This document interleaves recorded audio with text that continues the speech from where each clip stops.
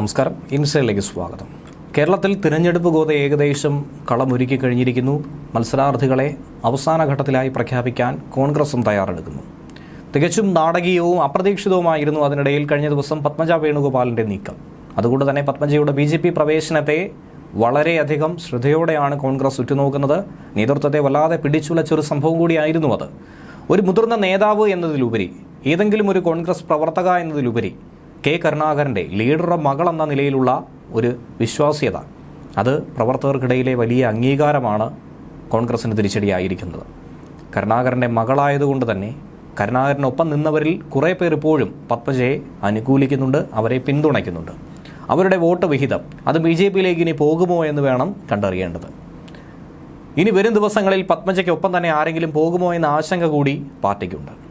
എന്നാൽ പാർട്ടി അർഹമായ പരിഗണന പത്മജയ്ക്ക് നൽകിയെന്ന പ്രചരണം കോൺഗ്രസ് മുന്നോട്ട് വെച്ച് തിരഞ്ഞെടുപ്പിനെ അഭിമുഖീകരിക്കാൻ തന്നെയാണ് തീരുമാനിച്ചിരിക്കുന്നത്.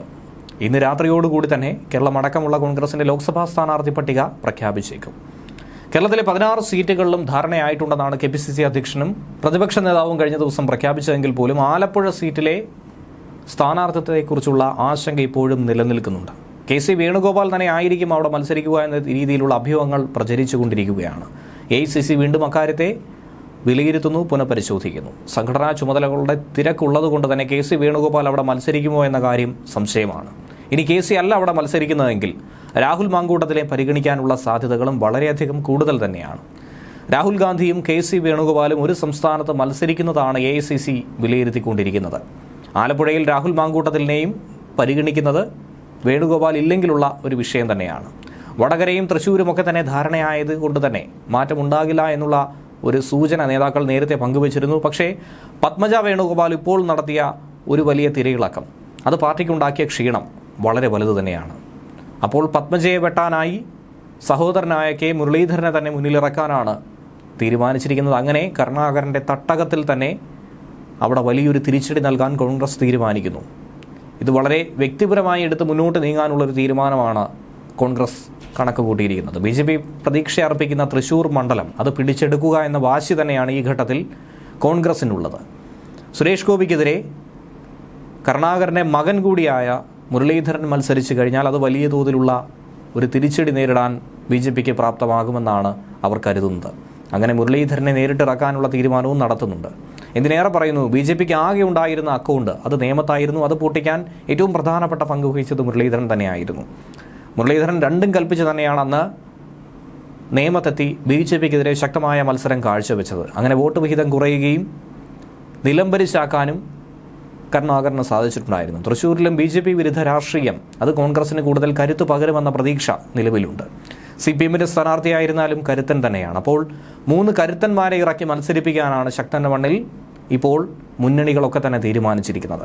എന്നാൽ തൃശ്ശൂരിൽ എല്ലാവിധത്തിലുമുള്ള വിജയം സ്വന്തമായി തന്നെ ഉറപ്പിച്ചിരിക്കുകയാണ് സുരേഷ് ഗോപി. ആരായിക്കൊള്ളട്ടെ, എതിർ സ്ഥാനാർത്ഥി ആരായിരുന്നാലും അതൊന്നും തന്നെ തൻ്റെ വിഷയമല്ല എന്നാണ് അദ്ദേഹം പ്രതികരിക്കുന്നത്. BJP വിജയിക്കുമെന്നാണ് സുരേഷ് ഗോപി ആവർത്തിച്ച് പറയുന്നത്.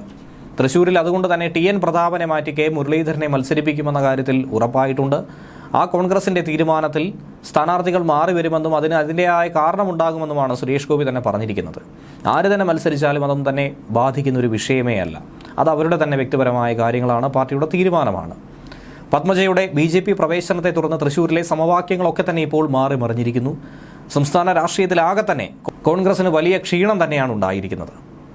കഴിഞ്ഞ ദിവസം പത്മജയുടെ സ്ഥാനാർത്ഥിത്വത്തെക്കുറിച്ച് സുരേഷ് ഗോപിയോട് ചോദിച്ചപ്പോൾ പ്രതികരണം ഒന്നും തന്നെ അദ്ദേഹം അറിയിച്ചിരുന്നില്ല. പിന്നാലെയാണ് ഇങ്ങനെ അദ്ദേഹം പ്രതികരിച്ചിരിക്കുന്നത്. എന്നാൽ പത്മജയ്ക്ക് ചാലക്കുടിയിൽ ഒരു സീറ്റ് നൽകാനുള്ള സാധ്യത അത് കൂടുതലാണ്.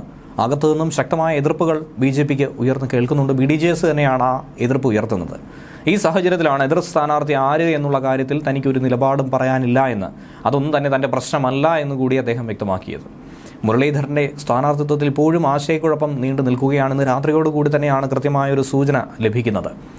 തൃശ്ശൂരിൽ ഇപ്പോൾ പറഞ്ഞിരിക്കുന്ന ശക്തരായ മത്സരാർത്ഥികളെന്ന് പറയുന്നത് ഒന്ന് സുരേഷ് ഗോപി, CPIയുടേതായി VS സുനിൽകുമാർ, കോൺഗ്രസിൻ്റേതായി K മുരളീധരൻ.